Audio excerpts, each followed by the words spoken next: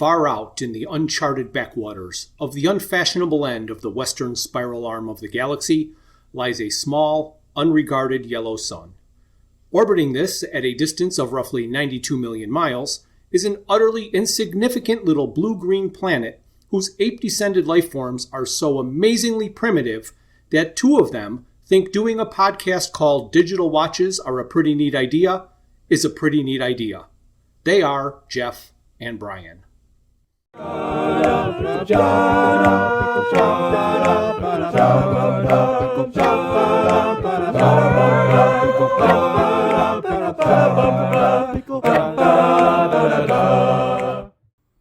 there, this is Jeff. I'm with my friend Bryan, and this is our Independence Day bonus episode. Hey Jeff, how are you? I'm doing great, Bryan. How are you? Well, I'm feeling like I'm stuck in a little bit of a sticky wicket. A sticky wicket? Yes. Yikes. Those bales just don't want to fall, do they? No, they don't. They don't want to. All right. Well, this is our Life, the Universe, and Everything question and answer bonus podcast. So, do you want to jump right into it? Sure, let's get going. Well, that's great, Bryan, but I want to talk about something else first. Of course, no problem. Yeah. Hey, that's what we're here for, isn't it? Right. During our last episode, we had a lot of conversations about some of the edits that were made with him using the F word in the audio we listened to and your edition of the book using Belgium. And I've got copies that have the F word, and I've got copies that have Belgium, and I have copies that have the reference to an author and a ringing telephone, and editions that don't. And none of that really hit home until I thought about it for a little while, and I was looking up what editions had what. Because we have listened to the radio series, we know what Belgium is. Right. Life, the Universe, and Everything in the United States editions, I believe, is the only place that Belgium is explained. Right. It's not in the first two books. Okay. And in the UK editions, which I believe use the F word that we heard in the audio, edit out the Belgium and the explanation of Belgium. So if they didn't listen to the radio series, they miss out on everything that Belgium is. Okay. Yeah, because I know that you're right. So I just find it odd that he has this whole piece that's just gone, and it's only in audio in the UK unless they've gotten a different edition book where they've added it. Right. The only thing I wondered about also is, I mean, he does explain the concept of Belgium when he describes it in the Life, the Universe, and Everything book, so that we have an understanding of what he's referencing. So it's not like it's just out of the blue and sticks it in there and expects us to know it from the radio show. But I also wondered, because like I said, I was... Where is it? Where is it other than there? Where is the Belgian discussion? Yes. Oh, it's only in Life, Universe, and Everything that they discuss it, in the book. Correct. Right. Correct. But it's not in the book where he uses the F word. Right. Because it's during the conversation at the party that Arthur doesn't understand how they know what Belgium is, and the person he's talking to keeps getting offended that he keeps saying Belgium. Right. And then the book breaks in and explains why there's this miscommunication. Right. When he used the F word, Arthur doesn't have that conversation with the woman because Belgium wasn't used. Right. So that's what I mean. It's the whole Belgium part isn't explained in the book that uses the F word or in the audio that we heard. When you listen to Life, the Universe, and Everything on audio read by Douglas Adams, there was no Belgium reference. That's correct. Yes, that's all I wanted to point out, is that it's only in Life, the Universe, and Everything where it's not the F word. And if it's a UK edition that has the F word, the UK totally had that cut out. But again, there are so many different editions with so many little changes that I don't know how prevalent or unprevalent having that Belgium passage put in or taken out really is. Yeah, that's a really good question. The only thing I wondered about was, like I said, I was reading from the book, and it was a first edition, probably U.S. edition, like you said, Right. from 1984. So it's got to be close to the source material from the original book. And I wondered whether everything else that we were using as reference came after that. And Adams and the group made some editorial changes beyond the original. But who knows? Like you said, we don't know whether this is which came first, the chicken or the egg. Correct. Now we're going to jump into our questions. Questionable answer 1. Why has Arthur chosen to live a solitary life on prehistoric Earth rather than partnering up with one of the Gulgafrinchans, useless bloody loonies or not? Well, I sort of alluded to it in the podcast, and I think I'm going to stick to my original idea here. Okay. I don't imagine that it was Arthur making that choice. In my opinion, it was the Gulgafrinchans making that choice for Arthur. Yes, I would agree. Yeah.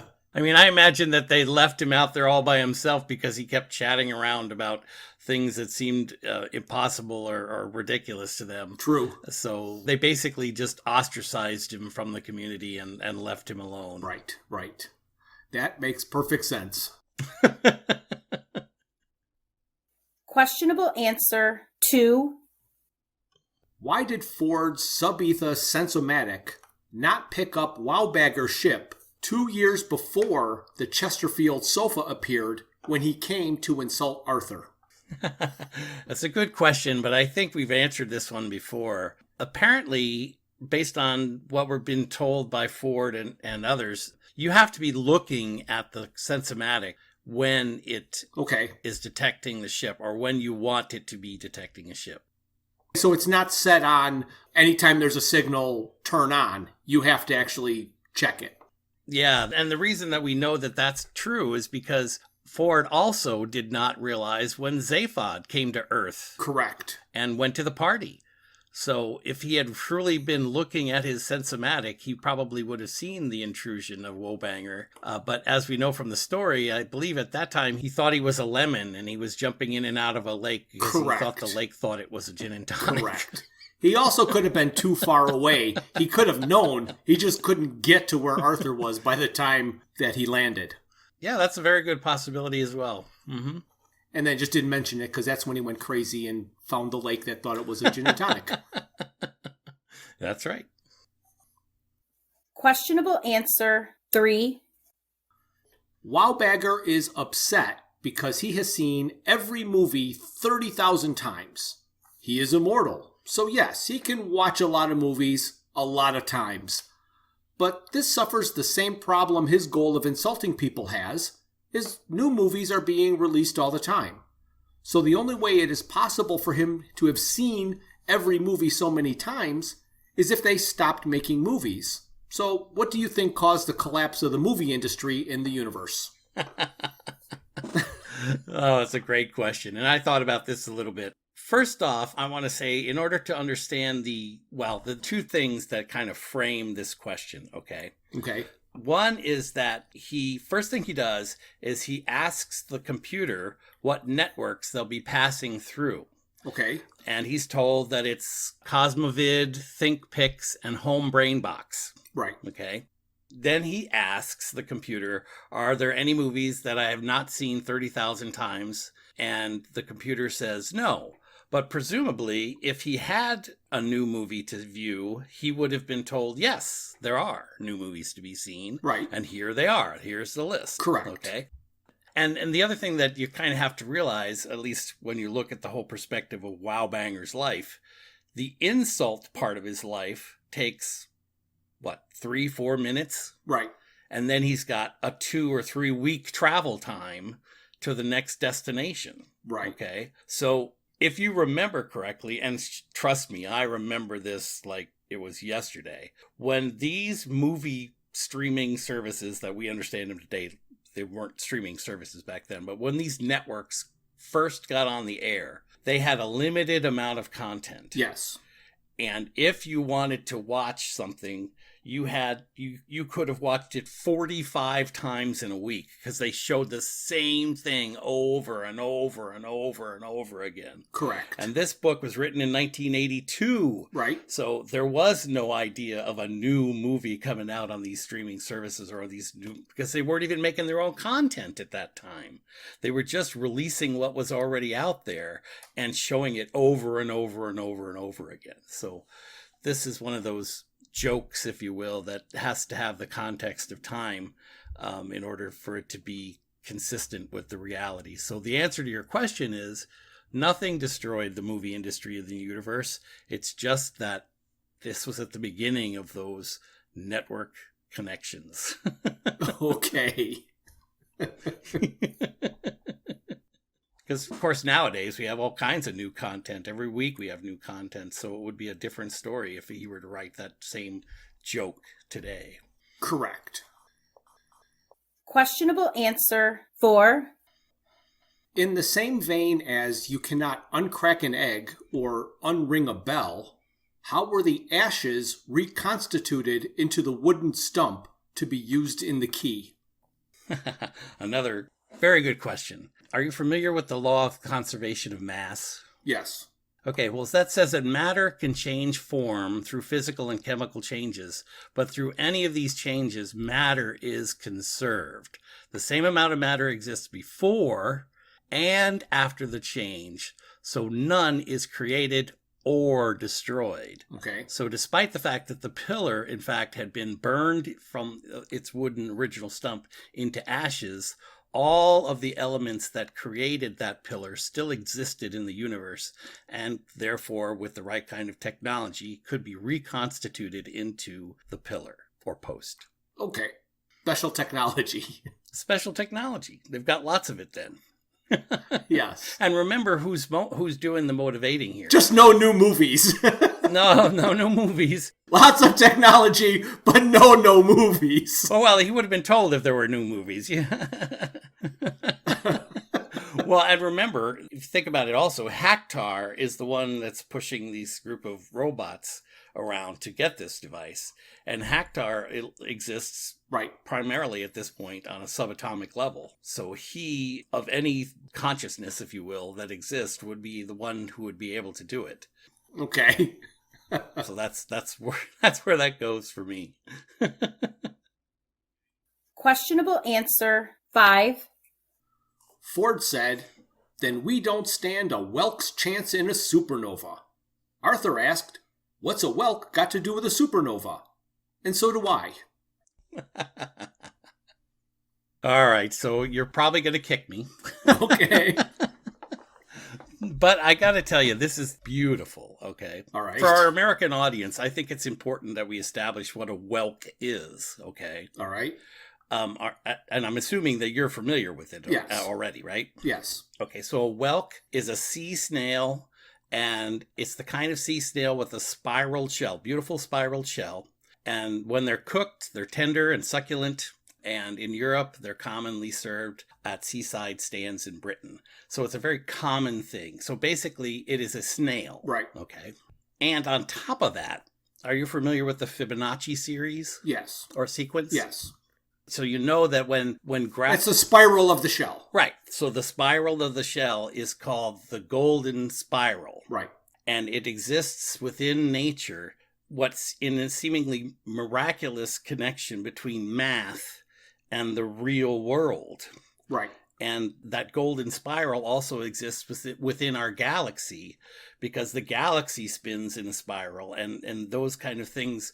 The whelk, in its perfection, shows a perfect example of the complexity of the universe. And of course, we know that nothing can survive a supernova. Correct. So to me, it's a perfect piece of connection between the infinity of the universe and the connectedness of all things. So for me, a whelk is a great example of what he could have chosen for what life would exist beyond a supernova. Okay. Okay. Questionable answer 6. Agrajag was extremely angry at Arthur in the Cathedral of Hate. He told the story of how he decided not to come back and just stay in the Netherworld. He said he was yanked involuntarily back as a bowl of petunias for a very brief time. So how was his reaction only a resigned, "Oh no, not again," and not a full-blown temper tantrum? And I have a follow-up question that I did not prepare you for because I just thought of it. Oh, I just have to laugh. I laughed and laughed at this question. Well, here's my follow-up question that you can ponder why you're giving me this answer. Okay, I bet it's my first answer to my question. How long did it take the petunias to actually die on the surface of Magrathea? Oh, there you go. That's a good question. Yeah, see? Okay, so here's my thoughts, all right? They're twofold, basically, all right? And I'll answer your third question as well. 1, what would it look like for a bowl of petunias to throw a tantrum? I don't know. Okay, so that's my first answer. But its exclamation would not have been, "Oh no, not again." It would have been, "Ah!"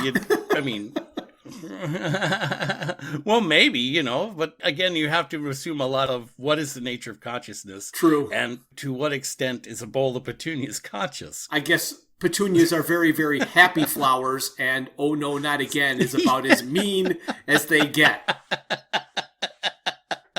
If you're going to anthropomorphize them, I believe that is about true. Okay. But to your question, to the root of the question, I'm going to say something else. Based on the fact that this "Oh no, not again" is in the radio show and in the book, original book. Okay. Right. And during the radio show, he never even came close to giving us an answer as to why this "Oh no, not again." He in fact said if we understood that, we'd understand a lot more about the universe. Correct. So I say that because he didn't choose to resolve it in the radio show, it wasn't until he got to this point in the book that he thought, oh, this is a cute way of resolving this little conundrum. I'm going to use that statement. So again, you can't put the chicken before the egg, right? You can't put the egg before the chicken, in whichever case it is, because he would have had to assume he understood what he meant when he wrote it the first time and where he planned to go the second time. And I don't think he did. No, there's no way. There's no way when he wrote that joke the first time that he had planned out a being that was killed over and over by the same person. I just think he thought it was funny. Yeah, exactly. So, that was one of our answers we were using on the last podcast about the book. Right. He thought it was funny. But in this particular case, I believe that he not only steals that part of the story, the other thing that he steals from the radio show is the statue. Yes, absolutely. So he was in love with the concept of the statue. And of course, I love the way the statue is portrayed in this particular part of the book, with all its hideousness and grotesqueness. Yes. Which yes, he actually improved on it. Oh, yeah. So there's an improved concept. So it's been said of Adams that he never wanted to let a good concept go to waste. And I think that was one of his ideas here. He didn't want either of these things to go to waste. Well, we're certainly seeing that. We are certainly seeing that in going through all of this material, how stuff that has fallen out has gotten worked back in. Just like we talked about at the last episode about the book. Yep. Slarty Bart Fast using the line from Sheila's ear. Yep. He wasn't going to let that go to waste. He was going to find a way to work it in. Yep, you got it. That's awesome. All right. Questionable answer 7. Arthur confronted Thor at the party and did the old, "Do you want to step outside?" joke, and then left when he went outside. He was called a coward. Would you call that being a coward? Another good question. You know what? No, I don't think I would call it being a coward. Certainly not. And in fact, some of the motivation... However, However, I'm going to put this in here and, well, I'm going to let you finish because I'm sure you're going to go there and I don't want to, you're supposed to answer. So I'm sorry. Start again. And I'm not if my answer isn't yours. Okay, so actually I believe he was rather brave to stand and confront Thor. I mean, obviously Thor is an imposing figure. Correct. And if you've ever been in a situation like that, I mean, your teeth would be chattering, your toes would be twinkling, you'd want to get the hell out of there. Right. So I kind of agree with his assessment, Arthur's assessment, that it was a rather clever way of getting out of the situation. Yes, it was. Oh, and you didn't bring it up, so I am going to mention it. Good. He knew he couldn't die because he hasn't been to that planet yet. Yeah, that's true. Now I wonder if he's absorbed that concept yet. I don't know. But it should absorb him forever until he gets to Stavromulan Beta. Yep, absolutely. That's a good point. Good point. Thank you. Questionable answer 8. So the book says 5 years had elapsed locally since cricket was sealed in its slow time envelope. And the slow time envelope was created 10 billion years ago. This was a warring race holding a grudge. They want to kill everything. Yes, they're in a slow time envelope. But 5 years have passed locally. It would take less time than that for the warships to have gone the distance necessary to pass through the envelope. They should have been wreaking havoc across the galaxy a long time ago. So what other measures must have been in place to keep them from leaving? Okay, an excellent question, but I think it's answered actually in the book. When we're looking at this part of the book, it's the Wicket Gate is what locks the planet away, okay? Yes. And the Wicket Gate was locking the planet of Cricket from the outside of the dust cloud that surrounded it. The dust cloud would have been surrounding their whole solar system like the Oort cloud surrounds ours, with the sun in the middle and the planet of Cricket orbiting around the sun. Okay? And it's described in the book by the judge that all light would be deflected around the envelope so that it would remain invisible and impenetrable. Escape from the envelope would be utterly impossible unless it was unlocked from outside. Right. So the envelope actually kept them in, but we don't know exactly how. Right, because it's some kind of a light-related thing that basically whatever they've created would not let light penetrate it, therefore nothing else could penetrate it. And of course, we know that the Cricket robot's spaceship lands on the asteroid, they assemble the key, and then they descend through the cloud on the asteroid to the planet below. Okay, right. Questionable answer 9. I can buy that a model of a glider will help you to be able to build a glider. However, a non-working model of an engine or a star drive would not be likely to help, especially to build one in a year. So how did they do it? Okay, and again, this is sort of answered in the book, and the way that this is answered is that the ship's a fiction that's created by Haktar, specifically designed to provide Cricket with the information that's needed in order for them to design and build their own spaceship. It says in the book, it was as if it were a full-scale model of one. Yes. A solid blueprint. In other words, it was a very useful thing to have around if you suddenly decided to build a spaceship.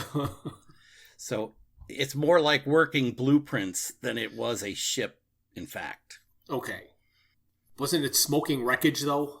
Yeah, except that, again, that would be an artifice, designed to make it look like it came from the outside. Right. Questionable answer 10. The whole group is on Slarty Bartfast's ship, the Beastromath, orbiting Cricket. Mm-hmm.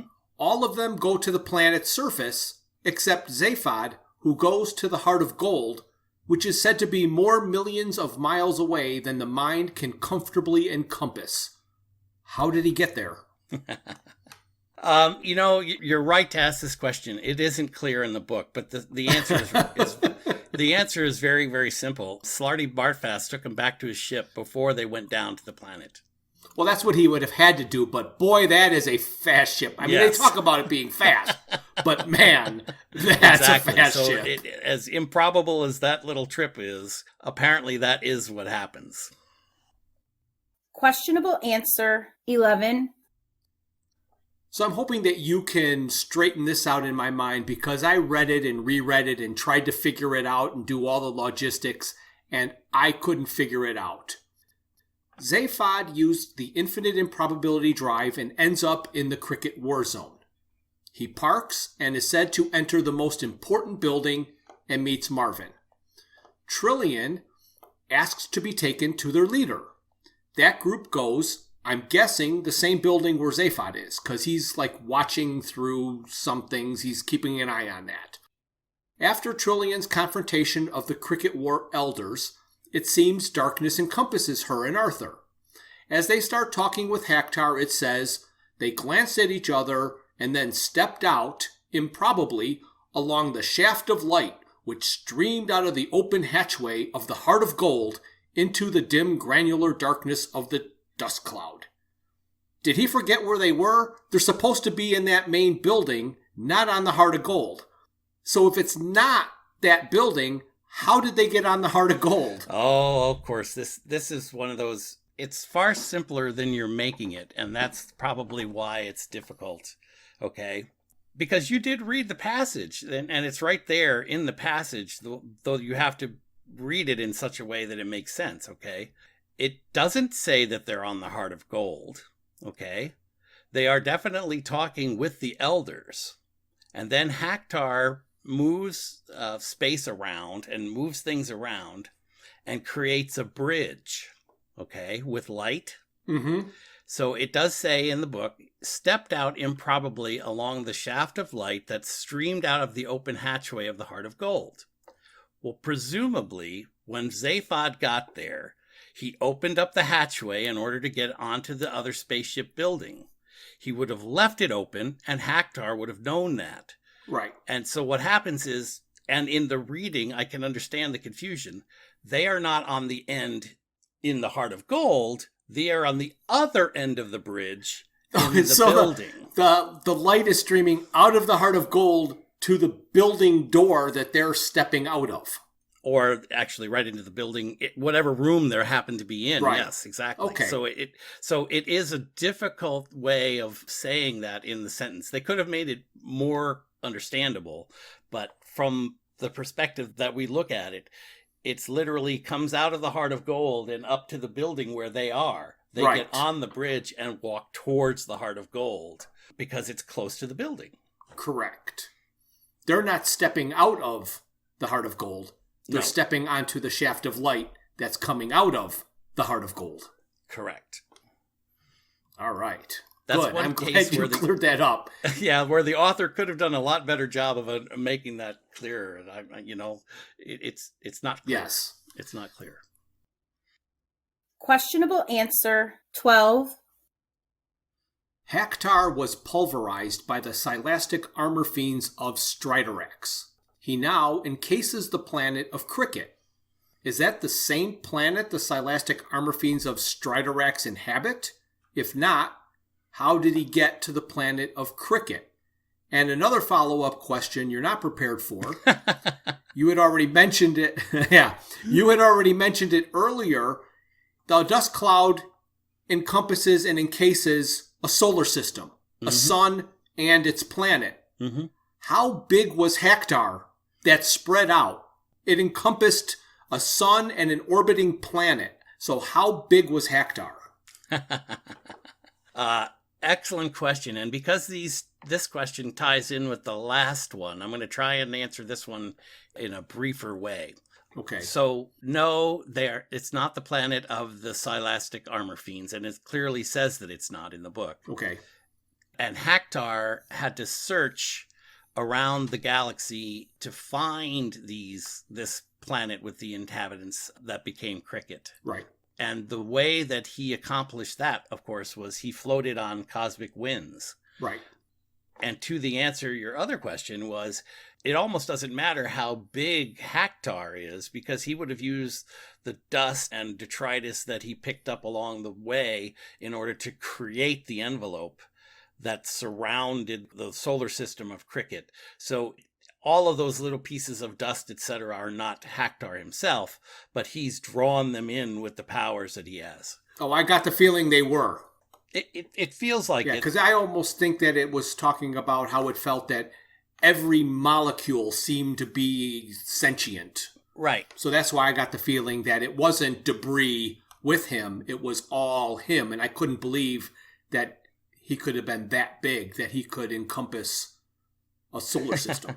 Yeah, it would be unimaginable that he would have been physically that large. But maybe as he incorporated all these dust particles into his body, he became larger. And like you say, he became the dust cloud, or the dust cloud became him. Right. Well, there's lots of science fiction out there where there are space stations or things built that are the size of a planet. And I always wonder, where did they get the material? Yeah, from 5 other planets that they destroyed. Yeah, they destroyed 5 other planets. At least. Because that's not all usable material. Exactly. But we're back to that first question, about the Wicket Gate or the Wicket Post. How did they assemble all of that into usable material? Yeah. Questionable answer 13. For the big question about the whole premise of the book, we can make this a discussion if you like. That question is, would the solitary people of Cricket really have reacted that way to discovering there was a whole universe out there? Yes, what a great question. And I agree. This is, well, we'll call it an improbability, of course. Yes. But the answer really is there. It's all in the book. It clearly says that Haktar created this illusion for this race. He surrounded their solar system and did not allow them to see beyond their solar system out into the stars. And it says that Haktar says when he's talking with Arthur and Trillian, I deliberately nurtured the planet of Cricket till they would arrive at the same state of mind as the Silastic armor fiends, and require of me the design of the bomb that I failed to make the first time. I wrapped myself around the planet and coddled it. Under the influence of events I was able to engineer and influences that I was able to generate, they learned to hate like maniacs. What did they hate? It took him thousands of years to accomplish his goal. But Cricket was serene. There was no hate on Cricket. Not that we understand. Like, I know it says that in the book. Yes. I'm not disputing. But what I'm saying is there was no hate. It's also said that there was no concept of anything else.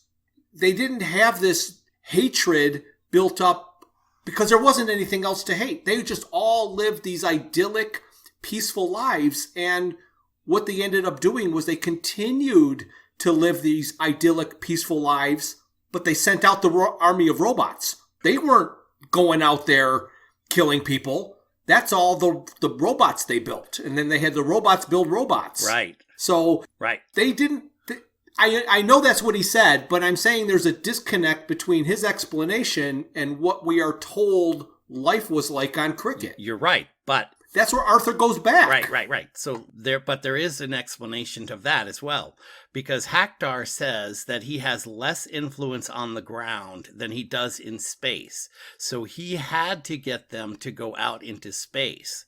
So when he creates the blueprint spaceship, it lands on their planet, and then they spend the next year creating a new spaceship that they could leave their planet from.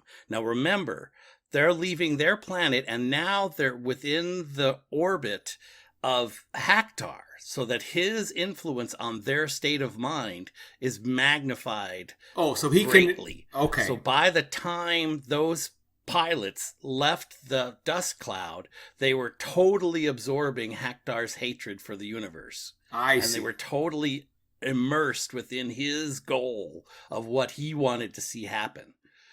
And he says that he has much more influence in the sky, and that's why he had to get them into the sky so that he could control their lives and create an environment where they would hate.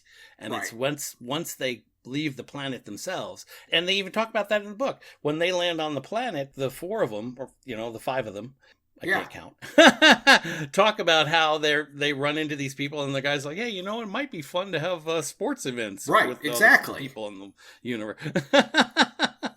But again, there's a difference. So that's why all the buildings are up in the dust cloud. Yes, exactly. So the folks in the dust cloud, the ones in the ships that have been created to destroy the universe, those folks are influenced by Haktar much more than the ones on the planet itself. And they live in it. So all of that hatred is Haktar's. You're right. It's not the people of Cricket who are hateful. It's Haktar. So what I can say is then I have so you've answered the objection that I had about his explanation of how all of that. But he talked about coddling and nurturing, but he didn't. Because on the planet, it's only when they're in his cloud, literally, that he can inject all of his hatred. So there was no coddling and nurturing. He just made them go up into his cloud, and that's when he forced it on them. Well, he says he has less influence on the ground, not no influence on the ground. Right. You're right. It wasn't until he got them into space that he was able to actually create them as these hateful, universe-destroying beings. Right. Interesting, though. I mean, what a great question, and so much of it is left to the interpretation. I would be surprised if other people didn't feel the same way that you did. Well, I'm hoping that other people did, and other people hear this, and other people enjoy us talking about all these things that we wanted clarified. Yeah, absolutely. I mean, I agree with you. They don't appear by their nature to be evil people. No. It's by their nurture that they become evil. Right. And Haktar is their nurturer. So... All right, Bryan. Well, thank you again for answering all of the questions I had. Looking forward to the next book and throwing out more questions for you when we get to So Long and Thanks for All the Fish. But before we get there, there's going to be a bunch of different episodes. I think we're going to get to reread this book again when it's called Doctor Who and the Cricket Men, but we'll find that out in our next episode. Sounds like an awesome time, Jeff, and I guess it's time to say goodbye. So, Jeff, why don't you say goodbye? I will say goodbye to the universe, because it has to go. Bye-bye! Thank you for listening to Digital Watches Are a Pretty Neat Idea. Look for us the first Thursday of every month for a full episode. We will also release a bonus episode later in the month. A very special thanks goes out to Luke, Max, Greg, and Tim Lesnick for arranging and performing our opening theme. We would also like to thank our talented friends and family for their voice work on our introductions and commercials. A very special thank you goes out this episode to Kelly Lesnick for counting up our questions. Visit our website at digitalwatchesareapretyneatidea.buzzsprout.com, where you can find links to all my Hitchhiker's Guide to the Galaxy inspired t-shirt designs. You can find us on Facebook and YouTube as Digital Watches Are a Pretty Neat Idea, on Instagram as Watches Idea Podcast, and on Twitter at Watches Idea.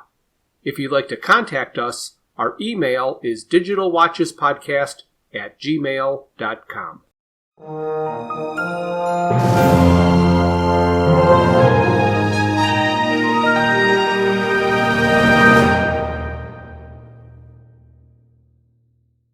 This has been a Froods for Thought production.